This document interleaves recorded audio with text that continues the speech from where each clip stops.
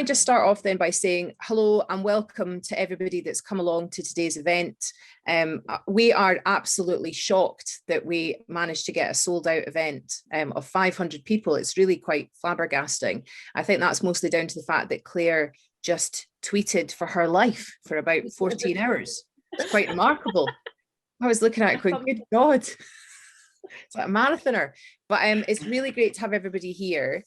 And we're delighted that we're hoping that this signals that you would be in support of what we're doing with the campaign. So thanks for coming. So I'm Zoe Venditozzi.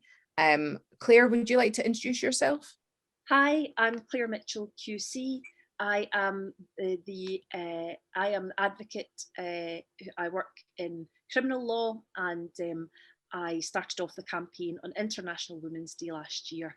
And along with Zoe Venditozzi, since that time, we are the Witches of Scotland. Yes, although not actually witches. No. I said that to somebody today, we're not actually witches. Well, that's fine if you are, but we're not witches. But we are joined today by I think pretty much our first guest, which is Sara Sheridan. And it's an absolute joy to have you here today, Sara. Hello. Thank you. Hello, hello. Nice. So Sara is a writer of many, many books, fiction and non-fiction, but it was particularly your non-fiction book, obviously, Sara, Where Are All the Women, that kind of kicked things off, wasn't it, Claire? Yes. If I can just let you know where the campaign idea started from, I suppose that's the best place to start. And one of the reasons that we have asked Sara here today is that it was the reading of her book, Where Are the Women, that I read and I was entranced by, because it reimagines a Scotland where the people are remembered that are women and not men. So the streets are named after women, the statues are named after women, and it was a really transformative book. And I'm delighted to say that two lucky people today will be getting a signed hard copy of that. Sara has donated 2 signed hard copies, so she's chosen various numbers. We are going to pick those people, and we're going to give away the book in the finest traditions at the end, and we'll nominate who those people are and give them to them. But what happened was, so I work in an area of law dealing with miscarriages of justice, so I kind of filter the world through that way. And I had been always interested in Scottish history and very much interested in the history of witch trials in Scotland. But I was kind of thinking about it from a jurisprudential theory, as opposed to thinking about really the people themselves, the women themselves involved in these events. And I had this sort of idea in the background, and I had been researching what one of our former Lord Advocates, who was called the Bloody Mackenzie. And that Lord Advocate didn't actually believe that all of the witch trials were real witches. And what he did was he went around trying to shut down quite a lot of these witch trials. And I was reading about him, and I came across a woman who he recorded when she was being tortured by the people trying to get a confession out of her. And they said, "Can you be a witch and not know it?" And I was sitting in the faculty library, and I was almost in tears when I heard that. The idea that this woman was so bewildered, so beleaguered, so lost in her own faith in herself, that she actually thought, well, maybe I am a witch, maybe these people know better than me. And I was very distressed about it. So a short time later, I was in Princess Street Gardens walking my dogs, and I was looking around, and I must have had Sara's book in my mind. Sorry. I must have Sara's book in my mind, because I was looking at all the statues in Princess Street Gardens, and I saw men on horseback, and I saw lots of names of men on statues. And I thought, where are the women? There is not one woman, one named woman in this place at all. If an alien was to come down right now and look around, they wouldn't see any women. There's no visibility of women in public spaces. And to top it all, I got to the top of Princess Street Gardens and saw there was a full-size statue of a named bear. I was like, there's a bear. There's an actual named bear who did very good things during the war. Granted, he did good things. I'm not taking it away from the bear, but there was a bear, and there was also a dog. called The Unfortunate Name of Bum the Dog. And I thought, I looked over from where I was standing next to Wojciech the bear, and I looked over at the Castle Esplanade and just below it at Norloch. And at the Castle Esplanade, at least 300 women, that's a conservative estimate, were killed as witches. And I thought, not only is history not recording these women, recording women who do great things, we're not putting women up in statues, we're not putting women in plinths. Not only are they not doing that, but they're not even recording when terrible things happen to women. There is nothing to say that we're sorry for the fact 300 women were killed at this spot. There is a thing called the Witch's Well, but if you read it, the Witch's Well says 300 people were killed here, 300 women were killed here. Some used their gifts for good and some for bad.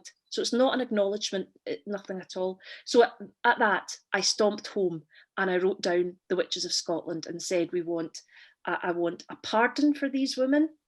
I want an apology, because many of them died before they ever got to court. And I want a national memorial. I want something which shows that 4,000 people's lives were ruined by an accusation of witchcraft, that 2,500 paid with their lives, and 84% of these, higher than the rest of Europe, 84% of these were women. And that is when the campaign started. So how long ago was that, Claire, that you had that moment? So that happened in 2019, but it took me quite a while to set things up. And it wasn't until International Women's Day last year that we kicked off the event. Zoe, you were there too. I was there, yeah. So Claire and I met at a social engagement, if you remember those things from the past, and that must have been the summer preceding, like in 2019 it must have been. And Claire said to me that she had this idea then, and that we'd sort of bonded over an enjoyment of true crime podcasts. And she asked me if I was interested in working on this with her. So then fast forward a wee bit, and Claire did all the work and put it all together first of all. And then we launched a year ago today in a brewery in Dundee. We'll talk about that maybe a wee bit more later, why we chose a brewery. But it was at that point that it was launched. And as Sarah has, as Claire has made the joke a few times, if we actually had any sort of psychic ability or magic ability, we'd be able to foretell that we'd launch it, and then a few weeks later we'd have to unlaunch it, or at least put it on hold for a good wee while because of lockdown. But then we started to record the podcast in about, was it September, Claire? Yeah. Of 2020. So that's, for those of you that have been following sort of from the early days, that's when we first launched them. And then that brings us on to our first guest, which of course was Sara. So Sara, yeah. do you want to tell us a wee bit about Where Are the Women, a bit more than what Claire's already said?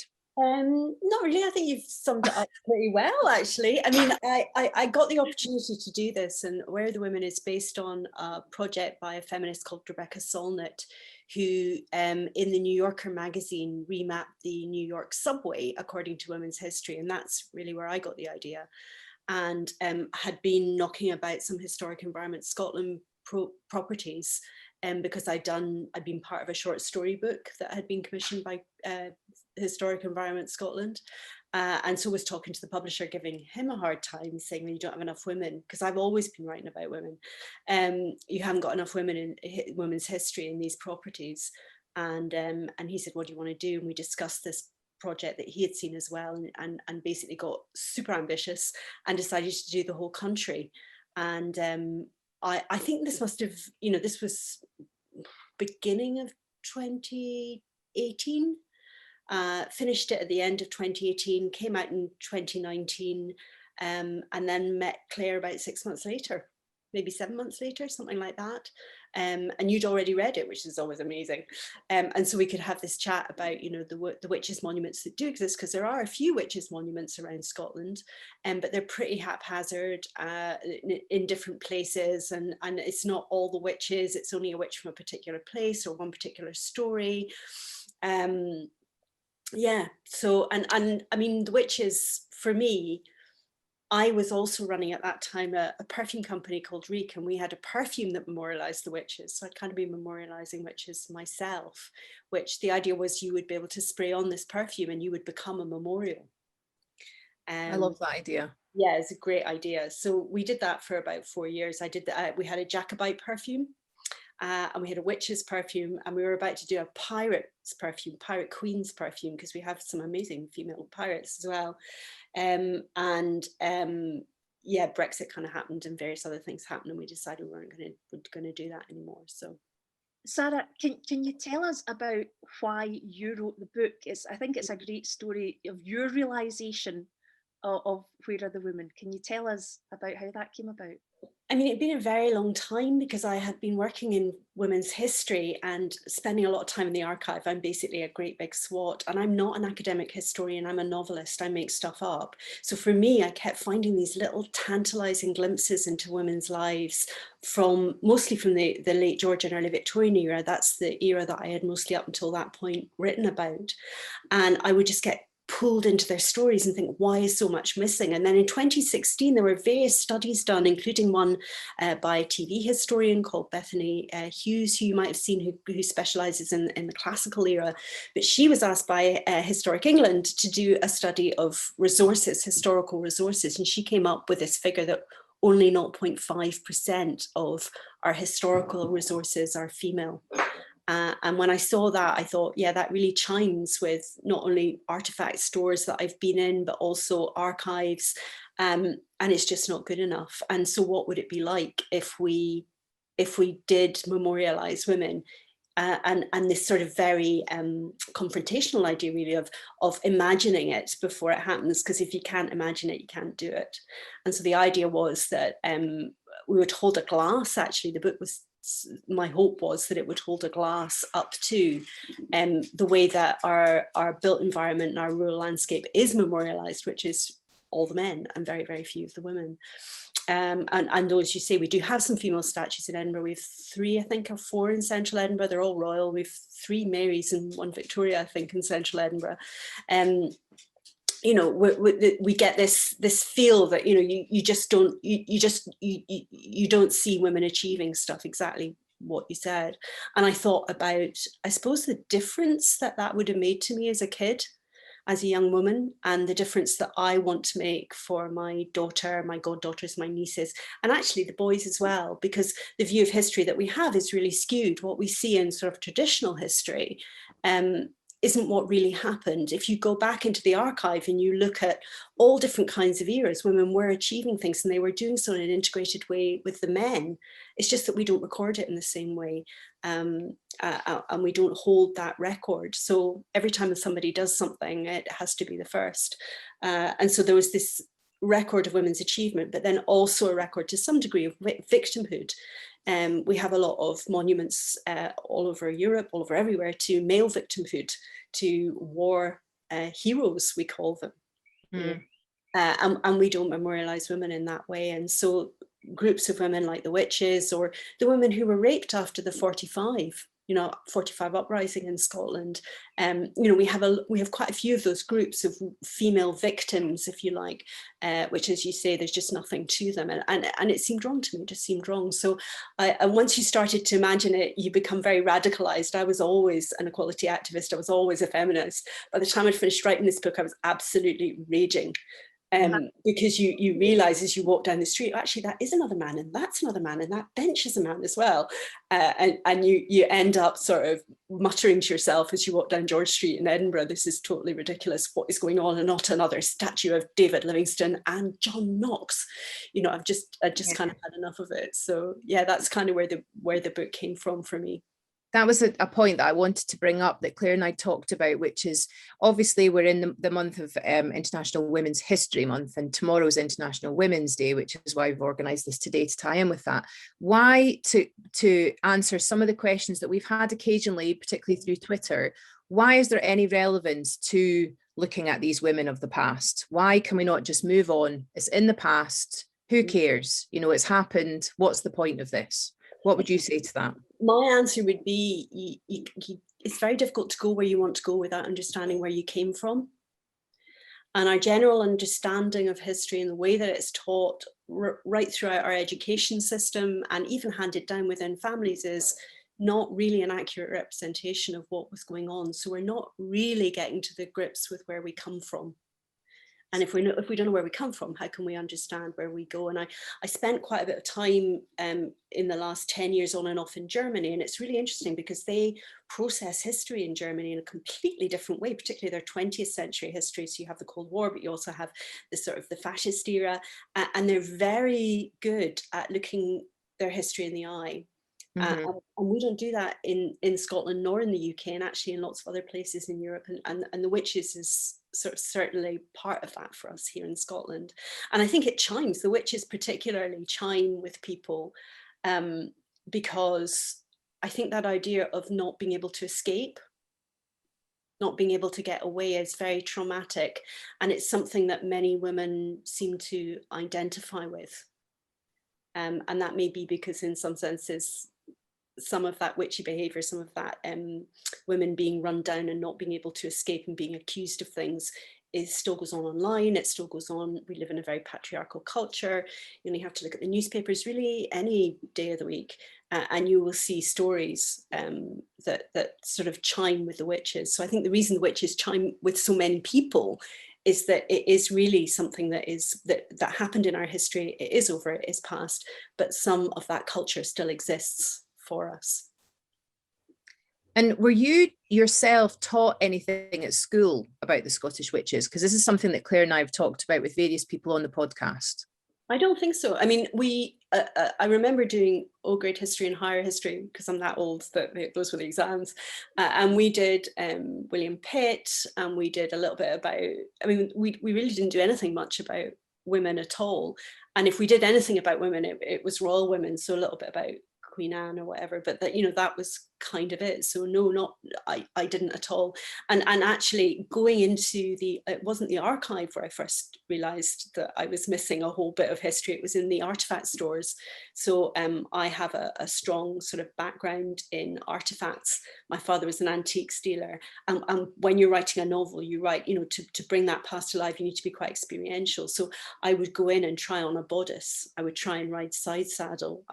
And discover all this stuff and think, these women, everyone was living like this, everyone was feeling this, everyone was smelling this or tasting this or whatever. So yeah, that bringing women's lives alive like that made me realize that I hadn't been taught the history that goes with that. Yeah, and I was taught sheep farming and how to leave a piece of land fallow, which was great use to me in Govan Hill, where I grew up, obviously. So that is some Scottish history. That's what we sort of said. Well, there were the Highland clearances, and some people were moved off their land, but anyway, sheep were moved on, and let's talk about the sheep.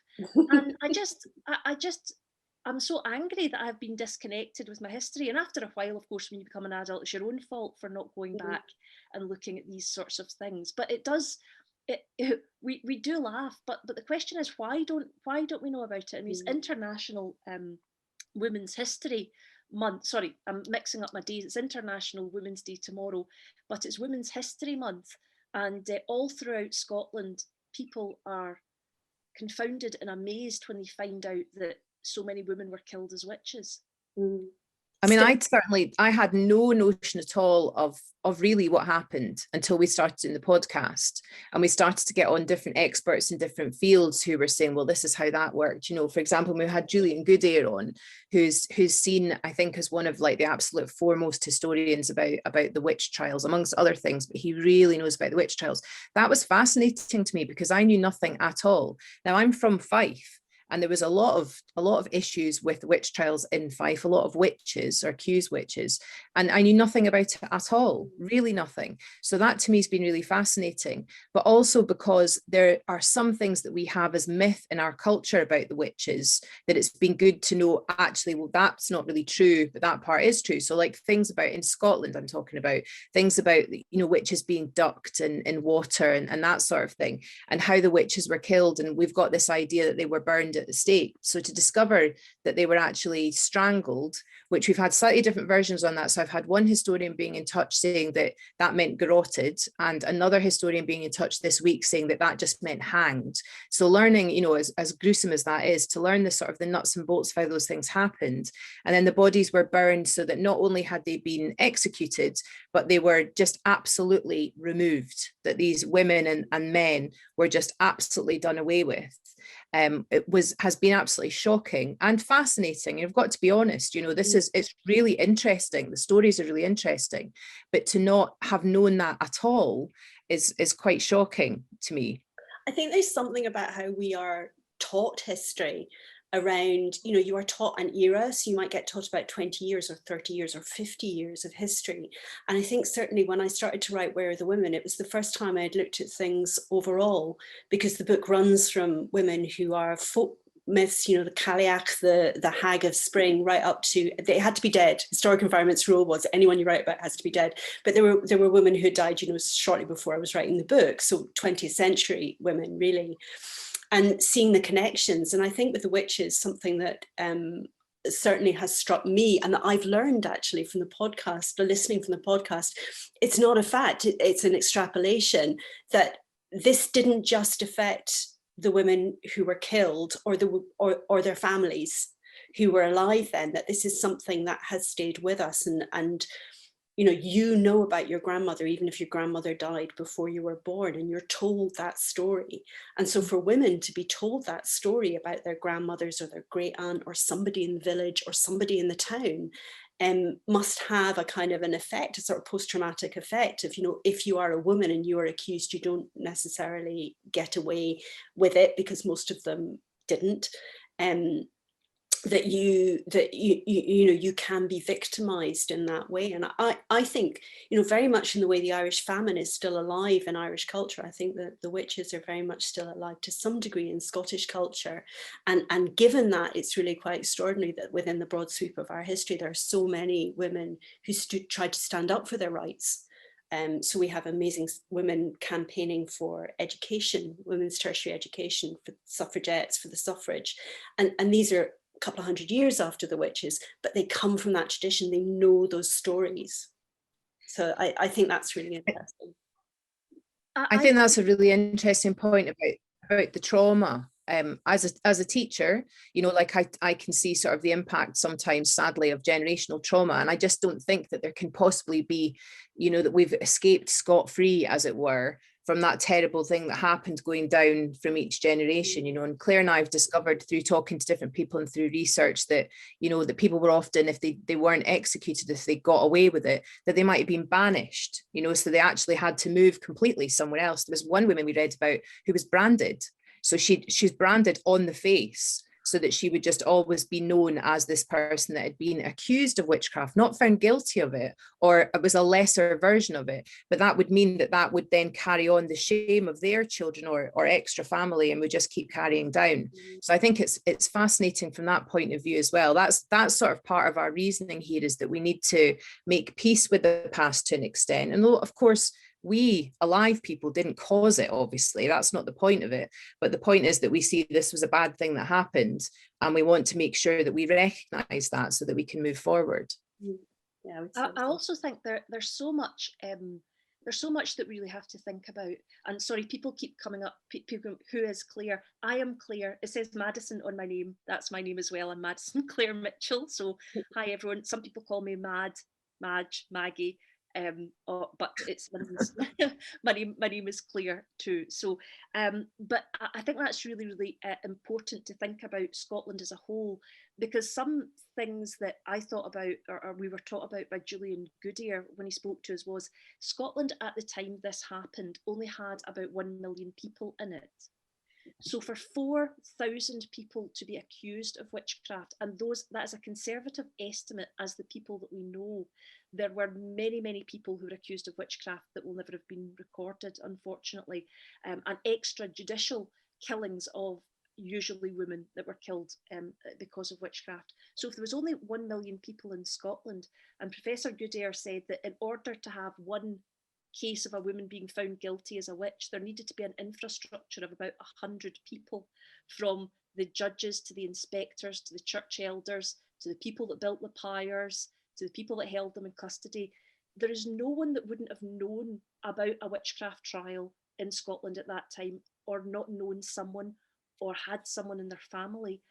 And although it affected 4,000 people, it affected practically 4,000 people, the practical effect of that fear in women for 200 years, that they could at any point be accused of a witch and be burnt alive, is something which I think must have had a broader effect than just the people we think about. So it's really everyone in Scotland, and I include that as men as well. So even when I think about the 4,000 people and just bring it down to numbers, those 4,000 people, the very worst happened for them, but for everyone else there was that constant fear, and that must have some effect on your psyche. I see people reading in the chat that DNA trauma is kept in the DNA and that's inherited, and I know people are doing investigations in that regard.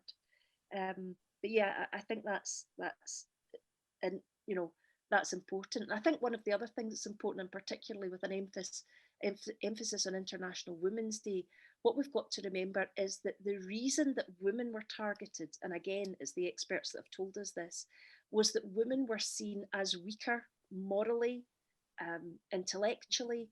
They were the weaker sex, and therefore they were more susceptible to the devil. We go right the way back to the story of Eve. She was the one who was in the Garden of Eden. I can't go much further than that because my Old Testament, my Old Testament's not too good, so I'm not going to take that analogy much further. But we go right back to the idea of women being the weaker sex, and that is the underlying reason. John Knox said, and I'm not sure which way around this is, but John Knox says women are the port and the gate of the devil. That was the view. It was women because women were weaker, and that's the underlying misogynistic idea. And very recently, in fact, on a podcast coming out, the podcast that's just out, in fact, we spoke to Hazel, the daughter of Jeanette Archibald, who wrote a great play called The Devil's Mark, and which there are links to on the socials that you can find. And she speaks to women through the generations. She has generations of 17th, 18th century women, modern women, suffragettes, talking to one another about their experience of women. And it really got me thinking that we really still do live in a patriarchy, and we are not yet equal. Until those things are sorted out, then we should go back, look at the past, find out what is wrong with that, and make a determination to go on in a better way. I've discovered sorry, Sarah. to hear it. Yes. I've been reading, because I'm not a medievalist, I've never been a medievalist, but I had to write about some medieval women for the book, and I got kind of interested in it. And there's this period sort of in the late 13th century, around 1260, 1270, where things just change globally for women. And the church decides that women who have prior to that point been considered possible for women to have ordination, not in the modern sense of ordination, but for women to be deaconesses in the church, for there to be women bishops, for there to be female popes. All of that just disappears at that point, and that's when this sort of slightly misogynistic thing comes in. And it seems to be global, because then I read a book about women's status in Japan, and it's exactly the same era that they start to take legal rights from women and shift the way that women can hold property, for example, shift the way that marriage law or divorce law and things are dealt with. So there does seem to be a really big shift during that sort of late part of the 13th century, which is, prior to our witches campaign in Scotland. But it demoted women in the public eye. Culturally, women just suddenly weren't considered. It was just like a rise in misogyny, really. And I think that's really interesting. I'm digging out more about it now, and looking particularly actually at stuff within the church, because it seems to have happened very much in Western Europe as a kind of church initiative. I know that we have not one but two statues of John Knox. Is that correct? Sarah told me about John Knox. Yeah, should we talk about him a little bit? Yeah, John Knox's part in this whole situation. Yeah. Well, it is thought that John Knox was the author of the Witchcraft Act. This is the thinking behind it. Julian Goodyear has written a paper on it, which is freely available that people can read. If you put in John Knox, Julian Goodyear, and the Witchcraft Act, that paper should come up. It's one of these ones that's been made available publicly, and he does a very good forensic test, picking apart the other possible people who wrote it, and basically it's like a whodunit, leaving only John Knox left, and so that's why he is in part, of course, relevant to the Witches of Scotland campaign. But no doubt you can tell us much more, Sarah. It was a pretty extreme sort of Reformation rebel, actually, radical at the beginning of his career, preached at St Giles in Edinburgh. I think the interesting thing, though, with regard to the witches was that when Mary Queen of Scots left Scotland and the church or Scottish state, which kind of was the same thing or very closely connected anyway at that point, got hold of James VI, who was the architect of the very first set of witchcraft trials, and he became James VI, who at this point is a very young child, Mary's son. John Knox is key to setting up James's education. And he dies when James is, I think, 6 or 7, 8, something like that, less certainly under 10. John Knox is around for that very original formation. John Knox's famous book, which is a diatribe really against women, particularly against Catholic women, particularly against queens, is very telling. And if you think this is the guy who was in charge of James's education, ratting out James's mother, his primary caregiver, the woman who gave him everything, who gave him his entitlement to the crown, in fact, it kind of casts, I think, a little bit of light. We can use a little bit of modern psychology maybe to understand that Knox's influence continued very long after he had in fact died. So yeah, he was pretty rabid, and if you start to read some of his speeches, which are available, you can buy books of them and stuff, it feels, quite often when you read stuff from history, it feels shocking, but it feels particularly shocking, I think, now, when you realize what it ultimately kind of led to. I very much hope he spoke, Sarah, didn't he, about the monstrous regiment of women? Yes, the first blast of his book's called The First Blast of the Trumpet Against This Monstrous Regiment of Women, by whom he means Catholic queens. He's really got it in for Mary, but nonetheless, it's pretty... Well, I would like to repurpose, I would absolutely like to repurpose that and call us a monstrous regiment of women who will try and get a pardon for these women, because his statue still stands in Edinburgh today at the old part of the university, is it? I'm not quite sure how you would describe it, but I'm really keen to ensure that there's a much, much bigger monument to all the women that suffered as a result of what happened, and as a result of that underlying view that women just aren't as good as men. I mean, people say, well, that was the prevailing view then. It wasn't right then. It's not right now. Yeah. And also, I mean, he was a radical. He had been banned. Mary had tried to kill him. So you got to understand, there's a lot of big personalities there when you're, but he really took it into a kind of whole ethos. If you're looking at misogyny in the Church of Scotland, John Knox is a great place to start, and the legacy of John Knox tumbles down to some of the vocabulary, I think, even today. I mean, the reasons for women and the men as well, because we have to always remember that there were 15% of the people that were accused and executed were men too. And I always feel, I'm really very much a feminist, but I just feel, for the sake of accuracy, I just need to mention that just now. But it wasn't always just straightforward why women were accused, was it? We've had various reasons for it, and we've got this sort of modern myth just now, and that Claire and I have talked about and have asked people about. And I'll start maybe with that question, which is, if you were around then, do you think that you would have been accused as a witch? Right? We asked that question, I think, on Twitter, and had thousands of women getting literally thousands of women getting in touch saying, oh, definitely, I would have been. And the reasons were very broad. They were from being a redhead to having a disability, to being mouthy, to being educated, to, to being a lesbian, to having sort of health issues. They were really, really broad. But there's a lot of women that take it in an interesting way, I think, psychologically, as a sort of a badge of honor, that you think that you would have been, held as being somebody that needed to be, literally executed. What do you think of that, ladies, women? Well, for my part in researching it, what we actually find really, really sadly is that it didn't actually take anything at all for a woman to be accused of being a witch. So it's nice that we look back and think feisty, strong women. And sometimes, of course, if you were a woman who would call out the local church for not doing right things, then you would make yourself a more likely target. That is true. But in fact, for the most part, you really didn't need to do anything at all to be called a witch. And that is, again, the terror of it. And as I say, the 200 years of fear that people would have been in. So it's nice to look back and imbue all the people with that strength. But sometimes, a lot of the time, these were, as the Orkney Memorial says, they were just folk.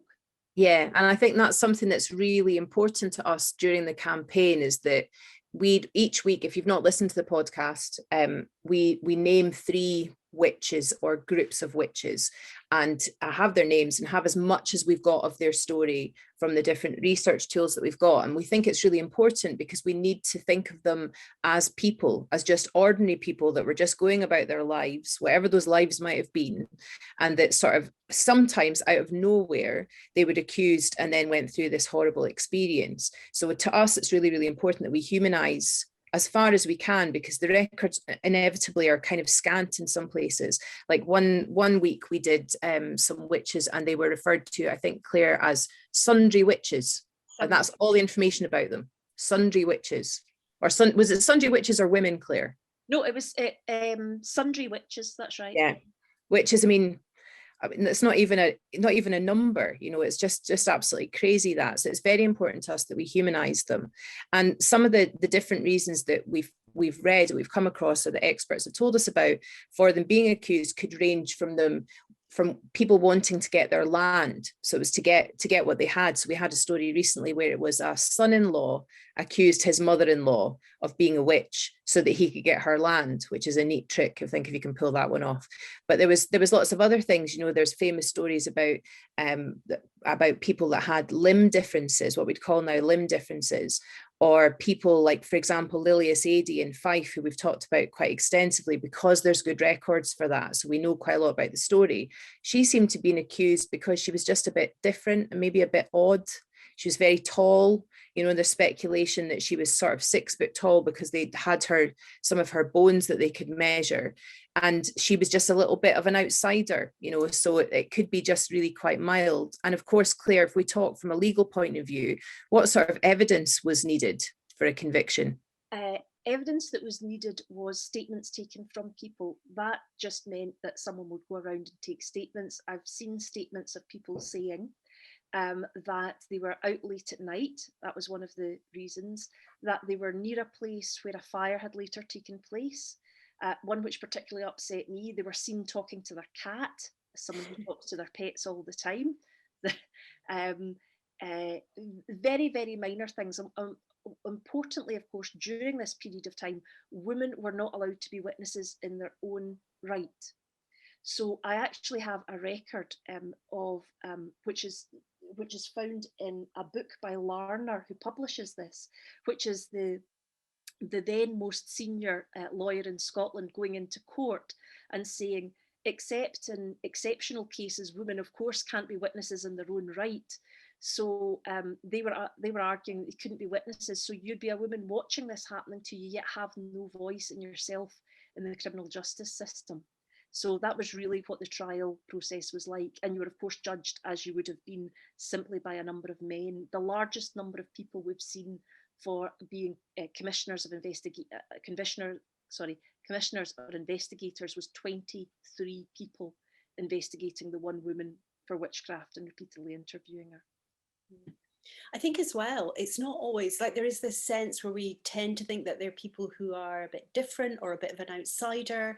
And that's certainly true. That would draw attention to you and maybe help people to point the finger at you. But actually, there's a number of kind of upper class women who get accused of witchcraft, which kind of surprises me, because particularly during the medieval, you know, if you were upper class, if you were of the ruling class, you were kind of a bit untouchable. But that wasn't the case with the witchcraft trials, and there are a number of sort of upper class women who did get accused and got convicted. They tended to have a slightly better rate of getting off, because they could take their case to the High Court and they could get a lawyer. And so instead of, almost certainly, if you were just tried in the kirk, you know, by your local community people, you are probably going to get found guilty. But if you were in the High Court, you might have more like a 50-50 chance of getting off. But it isn't the case that you had to be an outsider. You might have been an outsider, or you might not. You just have to kind of, the spotlight just falls on you. And that's what's terrifying about it in a way, isn't it? Yeah, I think that sort of atmosphere of fear, you know, that anybody could get accused, you know, and you mentioned sort of upper class people. I live near Dundee, and that's one of the things that Claire and I, before we went into lockdown, or between lockdowns, or at some point when we were actually allowed out of the house, I forget when, we went and had a look at the place that marks Grisel Jaffrey in Dundee. So she was a witch of Dundee, and apparently she was, I think, was she a merchant's wife? Mm-hmm. She was quite, you know, quite well to do. And it was people in the kirk that were involved with that as well. But it's quite shocking to think that just basically, as Claire says, anybody could just say, you're a witch, and you would just need to tell a story. And some of the stories we've read are interesting, to say the least, about what was witnessed about people's conduct with the devil and how that looked. And you can see that these kind of stories obviously just passed around, and then that became, well, this is the way that the devil sort of debaptizes you or unbaptizes you. And the stories are really, they're colorful, I would say, some of the things we've read, aren't they, Claire? Yeah, I think colourful is a wild understatement. Yeah, they are amazing, and you touched on it earlier, Zoe, which is that I think it's fair enough that we're interested in these, that they actually interest us and fascinate us in the same way, because although we have to separate the truth of what happened to these women, the stories are still very interesting, and they tell us different things about our society. So I don't think there's any problem in acknowledging the two and acknowledging that it's really, really interesting, but we should just make sure that we remember that at the bottom of these, there were really horrific stories of real people, torture and death. Yeah. Now, we've only got about 10 minutes left, so I'm just wondering if we should talk a little bit about why it is specifically we're asking for a pardon and an apology, if there's a track record with that in Scotland, and what's possible to happen with those. Okay, well, I can say we can extend it just a wee bit longer because of the length of time that we had with letting people in. But yeah, sure. I mean, I suppose let's start with what relevance it has. People say, well, why do you want to do this? It's 300 or 400 years old. You know, 400 years old. Who cares about what happens then? And hopefully, we've been able to go some way to address those reasons as to why we think it's important. It's just still absolutely relevant to the modern day. And if I need any proof of that, only this morning in the Observer have started a campaign against femicide, a campaign against women killing men. I'm obliged to somebody who tweeted me that this morning. But in advance of knowing that I was going to be speaking to you guys today, I went on the Scottish News website, and they have a wee banner down the side that says 10 different stories that you can click on. And of those 10 different stories, 4 of them were about violence coming to women. And that is just daily. If you look at those things, you just see those sorts of things daily. So we still live in a society which is dominated by stories of women coming to violence, and we still fear. there was a very, very interesting thing on Twitter where someone said, my boyfriend didn't realise that I was scared when I walked down the street at night, or I put my keys in my pocket to hold on to them, just in case there's someone coming up behind me. And it's that fear that still doesn't go away. And I think we really need to speak about that. So that's a further part of it. I suppose, and the last thing is that the last reason I think of the relevance is if we do not know our history and all the good work that Sara has done bringing these women back to us again, if we don't know our history, we are bound to repeat it. And not to be too bleak on the subject, but there's a great article in Vanity Fair with Ruth Bader Ginsburg and Margaret Atwood. And Margaret Atwood wrote The Handmaid's Tale inspired by the story of the witches of Massachusetts, in particular a woman called Half-Hung Mary. And if you find her poem on that, that's amazing. Sorry, my dogs are kicking off in the background as usual. You've got strong opinions, Claire. Don't very, both my dogs are feminists. And she wrote the book about, she wrote the book of The Handmaid's Tale based on the stories of the women who were witches in Massachusetts. And she said she was always amazed when people described it as a dystopian future The Handmaid's Tale was talking about, because she said this is not a future, it's a past. I've just taken the experience of women during the witchcraft trials. And there was a conversation between her at an event that she went to when she and Ruth Bader Ginsburg met and spoke to one another. And Ruth Bader Ginsburg said, you know, I don't see women having these same problems again, because women have got into positions of power, and when women get into positions of power, they won't let bad things happen to women again. And Ruth Bader Ginsburg said, I'm not so sure about that. And Zoe, I think she gave a very good example of in the modern day what type of women are called witches. Yeah, I mean, the use of the word witch is still very current. You know, give you a really good example. Claire tweeted lots of people on Friday, and one of those people was our First Minister, Nicola Sturgeon, and she tweeted that she wasn't able to come, but encouraged people to come along to it. And it was about 200 or so the last time I looked responses, and a great deal of them were very negative, and that's going to happen with politicians, obviously. But the use of the word witch was quite frequent. There was talking about another politician, a female politician, if she was going to be in attendance, that this person would come along to watch her getting tarred and feathered. There was lots of use of, you know, oh, you'll fit in with that coven, you know, all the rest of it. So the word and the imagery around witches is still used frequently to shut women down. And I occasionally do a search in Twitter to see about what's happening with the word witch in different instances. And it's definitely used frequently to shut women down. You know, I think that's really interesting and is really worth having a look at.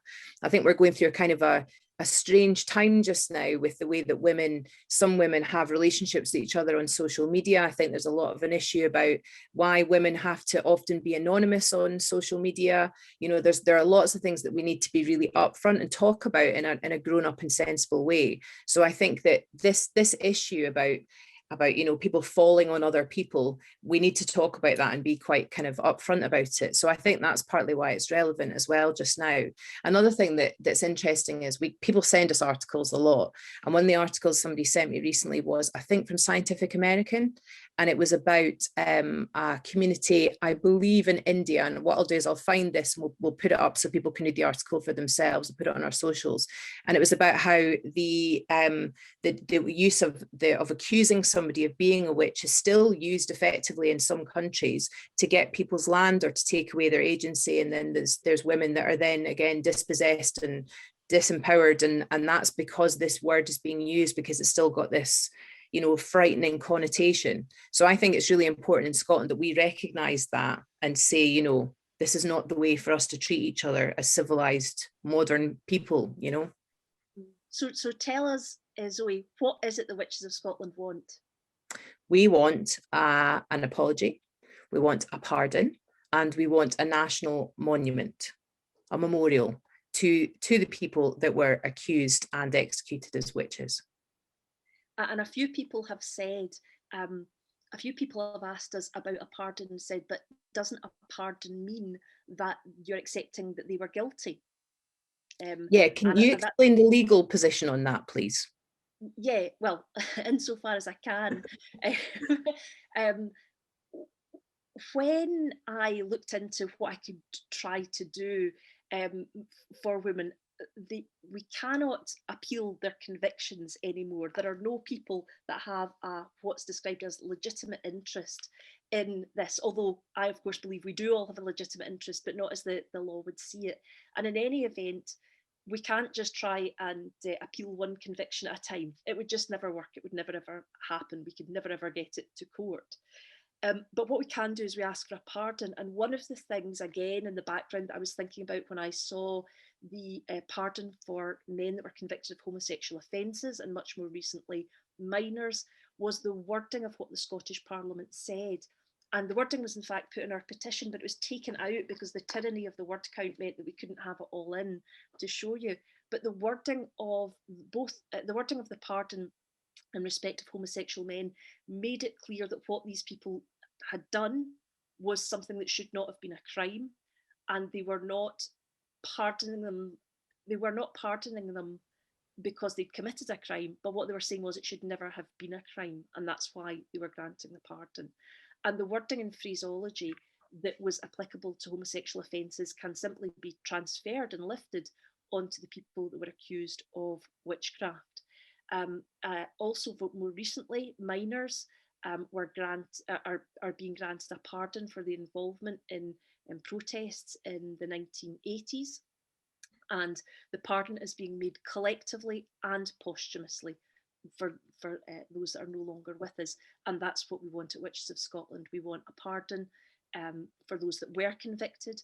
We want an apology for those who weren't convicted, but for whatever reason were accused and their life were ruined by it. You can only get a pardon for those that were convicted. So we want a pardon, we want an apology, and last of all, we want a national memorial.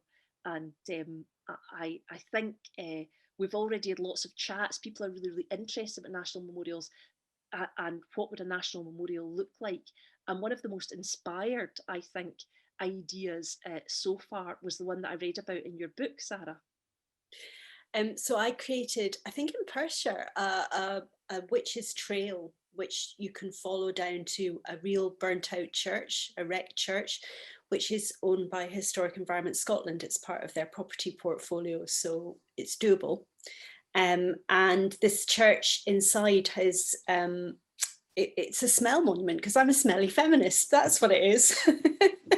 So you walk into this burnt out church and it smells of charring, which of course is really evocative of the witches, but also you line the walls with different herbs. And I have a whole list of herbs actually in the book that I used. I consulted a brilliant perfumer called Alex Musgrave to help me create something that would really just be, I suppose the smelly ghost of those women. And so the idea is you can follow that trail right down, go to the burnt out church and walk through, and it will have an amazing atmosphere because it is a burnt out church, and most of the women were tried in the Kirk sessions. Yeah, not as many women as people think were actually herbalists or some kind of healers. But I think the idea of that strikes very much with the modern consciousness of what it is to be a witch. And of course, some people do self-identify as witches now in a totally different kind of way. So that seemed to me something that was really fitting. But I think there are lots of different ways to do that monument. I like the idea of something in Edinburgh because it's our capital city. I'm not quite sure exactly what the monument should be, but I mean, that's a great conversation for later, isn't it? Yeah, I mean, we've got, if you haven't already, the petition is up on the Scottish Parliament website, and I know I bang on about this, but it would be really great to get as many people as possible to sign it, because it does show there's an appetite then for people to look at the issue. And we know that it's not just ourselves in Scotland. There's lots of different community groups that are involved in it and are working hard to get the image of the witches kind of rehabilitated and to shine a light on what's happening with it. But also we've recently been contacted by a group in Catalonia. Claire, do you want to talk about that a wee bit? with the Yeah. Sapiens people? Yeah, Sapiens of Catalonia, the leading cultural and history magazine in Catalonia, contacted us about a month ago and said that they had been inspired by our campaign and were starting the campaign called, They Were Not Witches, They Were Women. And we have a hashtag which we use, which if you're going to be tweeting about this, and we would encourage you to use your socials to let everyone know to sign the petition, we tweet hashtag Women Not Witches. But they get in contact with us and they said that in part we had inspired them to their own campaign. And a couple of days ago, or yesterday, we appeared live at an outdoor screening in over there, talking about the Witches of Scotland campaign, and they have got a petition started themselves, the Witches of Catalonia, and they at the start got 150 professors of history. They're a history magazine, so obviously got a lot of interest, and 150 professors kicked this off to sign it, and they have already had an overwhelming amount of people sign it. They've already had about 7,500, where we are 1,700. But they have a bit more ability and a bit more reach than us financially as well. They had a glossy magazine that's out this month with a good subscription, in which we have Zoe and I are interviewed for it, and they have a snazzy video and stuff like that. But I would ask that without the funding, obviously, that we've got, as Zoe says, let's this monstrous regiment of women all get together. Let's women talk to other women, as we're good at doing, and saying, have you signed this yet? Have you signed this yet? Because it would be really fantastic to show the Scottish Parliament that we believe that women's history in Scotland should be properly recorded, and those people should be given their place and restored to our history as the women that they were, and not witches. And of course, in saying women, I'm also recognising that 15% men were convicted as well. Yeah. So on that, I wonder if we might, because we're just about to finish up, I wonder if we might do two things. First of all, hopefully with the appliance of science. Well, secondly, what we will play out with a poem that we commissioned for the launch of the petition some weeks ago. And I should mention that we've only got until 10 days left of the petition. It's up until the 17th of March. So if it's St. Patrick's Day and you're celebrating, that's the last day. It might be the 16th actually that it's down on. So please do try and sign before then.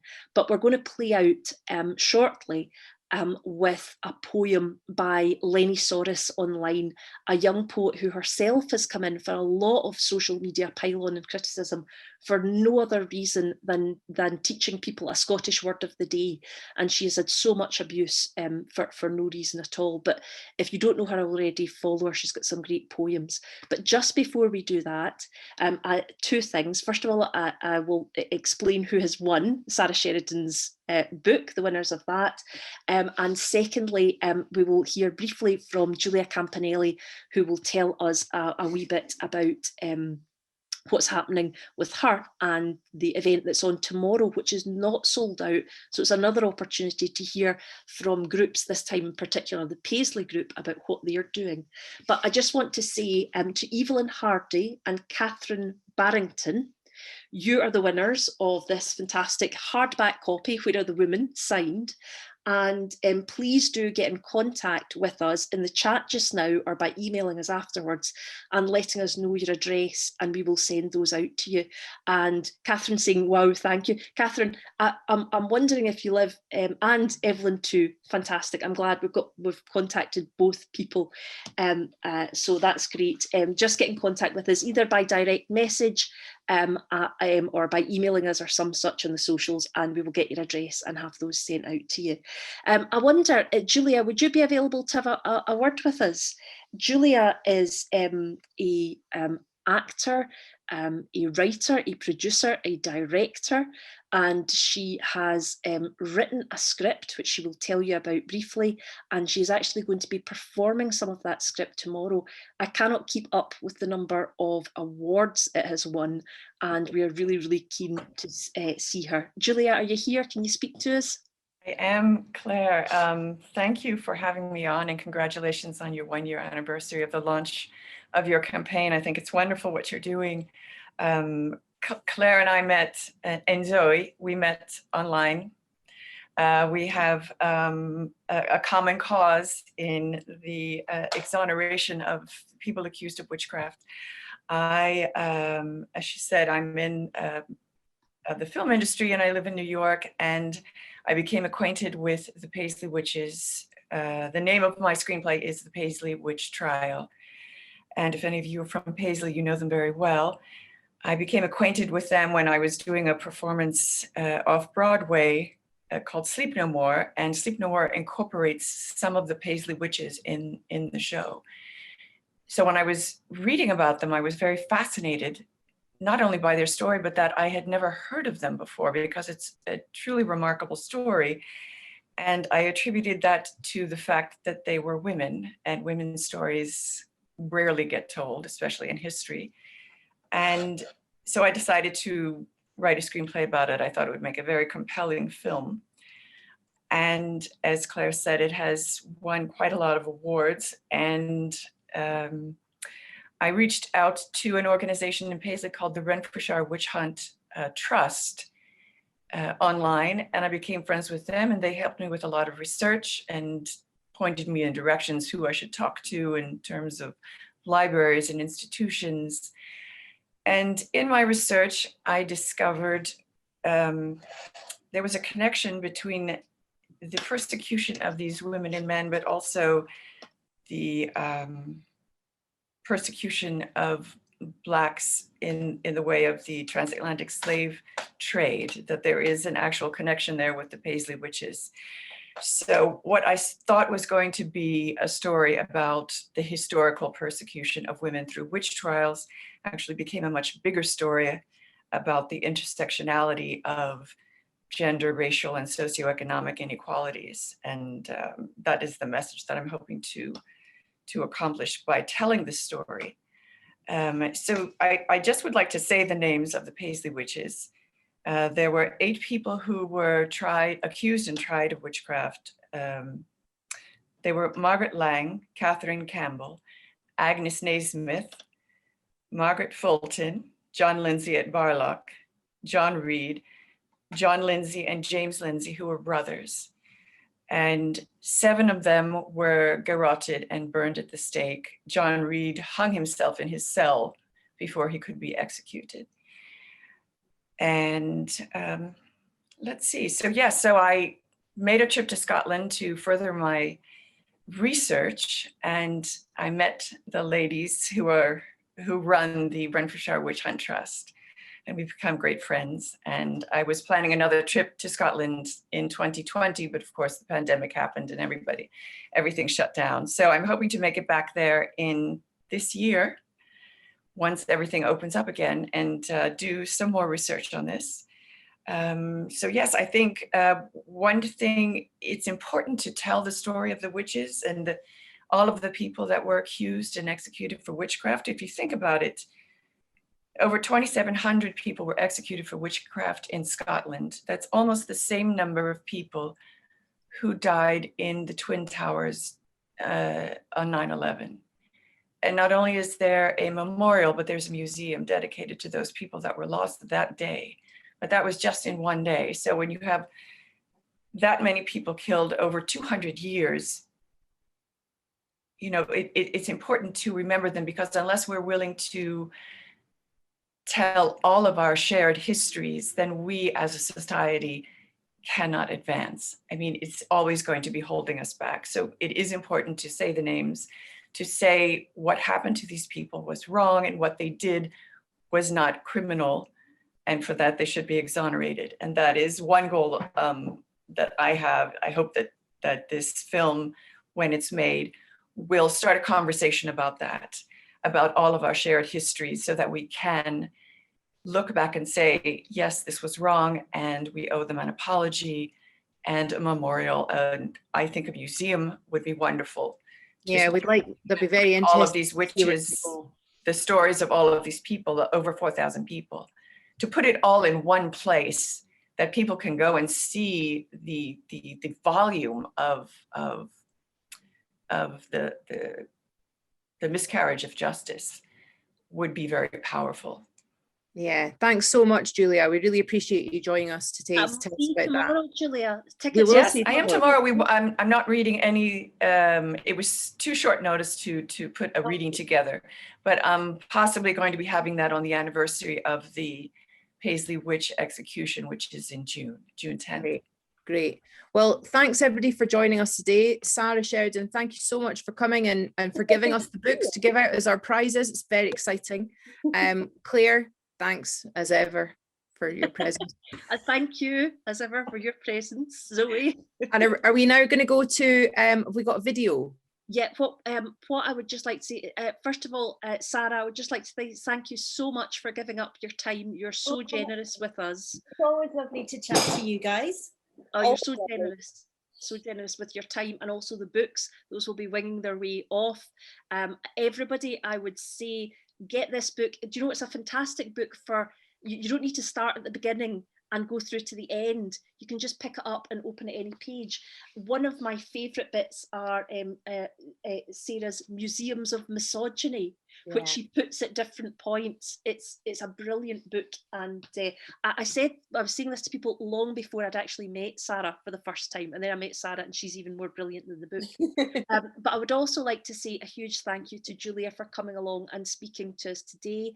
There are tickets still available for the event in Paisley tomorrow if you look for Renfrewshire Trust, and Julia will be speaking at that again in some more detail. And thank you. Finally, I would like to thank very much my brother, who has been our IT guy today, sorted out everything for us, given us advice about Eventbrite and Zoom, and also is the person who gives up every week to do what we said would probably be 6 podcasts, probably 6, maybe up to 12 podcasts, and now we're at 25, and he gives up a fair chunk of his week to try and edit it for us.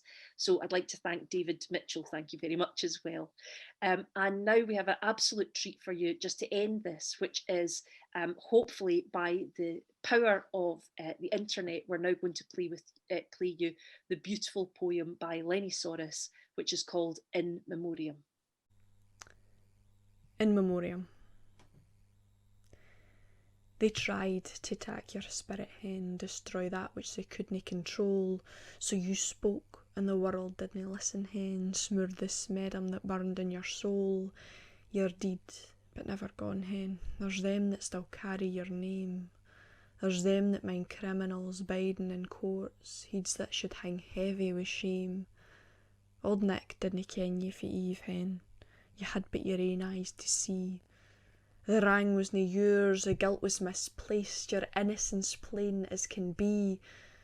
But they took muckle mair than a life hen, a Connell snuffed out in its prime, a state-sanctioned murder of innocent folks, punishment lacking a crime. Your soul's now at peace with the earth hen, sleep and be one with the sky.